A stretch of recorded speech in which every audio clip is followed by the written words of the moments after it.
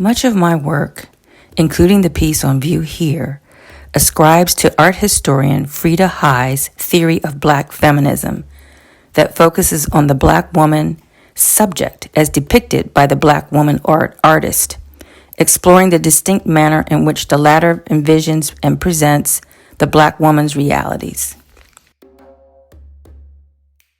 Her tenets of black feminism are depicting black women as subject rather than object, the exclusive or primary subject, and active rather than passive, sensitive to the self-recorded realities of black women and imbued with the aesthetics of the African continuum, sustaining a personal vision that embraces Afrocentric tastes in color, texture, and rhythm. In July 2019, I was selected to facilitate a week-long community-based art project with people visiting the Tate Modern in London. My proposed project, Art Stories UK, involved altering 30 fiction and nonfiction books written from the white male colonizer perspective. The idea was to use these historic texts as collaborative artistic medium, inserting the too often overlooked and silenced voices of the marginalized, thus altering the stories to reflect a variety of life experiences. As a black woman artist educator, my work, which I refer to as Art Stories, is a platform for me and those like me, black, brown, women of color, and our co-conspirators to author or insert ourselves into narratives that purposefully exclude us from historical to contemporary times. Art stories are works that combine written, performed, and visual text using a variety of media, works on paper, textiles, assemblages, books, sculpture, photography, and digital media. Over 1,800 participants worked altering books in the Tate Exchange Gallery over the course of 5 days.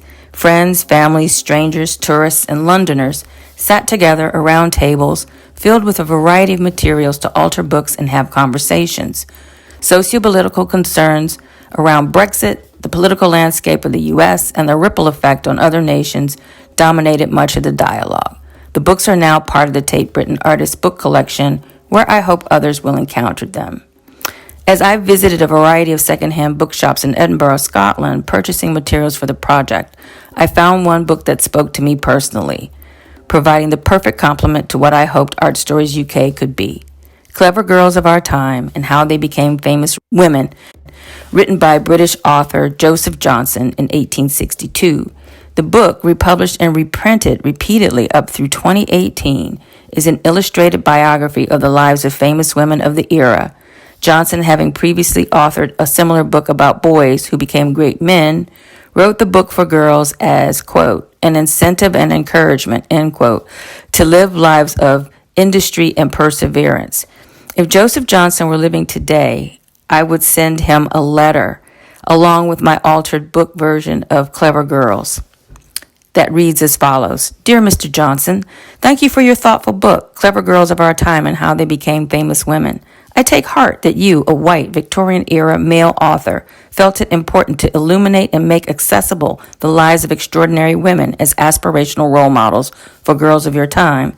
However, my praise is tempered by disappointment. Where are the girls and women of color? Surely you've heard of Phyllis Wheatley, the black prodigy, poet, and former slave from Boston. She visited London in 1773, where she met the Lord Mayor of London. Her portrait hangs in the Tower of London, among those of other celebrities who visited the site. And what of Edmonia Lewis, the black Native American sculptor and contemporary of Harriet Hosmer? You profile Hosmer in your book. They both studied with expatriate white male sculptors in Rome before establishing their own studios there and achieving financial success. And where is Mary Seacole, British citizen and contemporary of Florence Nightingale? She nursed soldiers in the Crimean War, yet her story is overshadowed by that of Nightingale. There are so many more, singers, doctors, scientists, whose important contributions have disappeared into obscurity. Your negligence in publishing a more inclusive herstory led me to alter your text by inserting the stories of women of color, doubly discriminated against because of their race. I hope you will read this altered version of your book, conduct more research inclusive of racial diversity, and be more intentional in future publications targeting impressionable young girls. Ain't we clever too? But where are the clever girls of color, the ones who look like me? Without them, this book is duller, and that should never be. Oh, dear reader, do not fear their omission in this book, for I have inserted several here. Please take a look.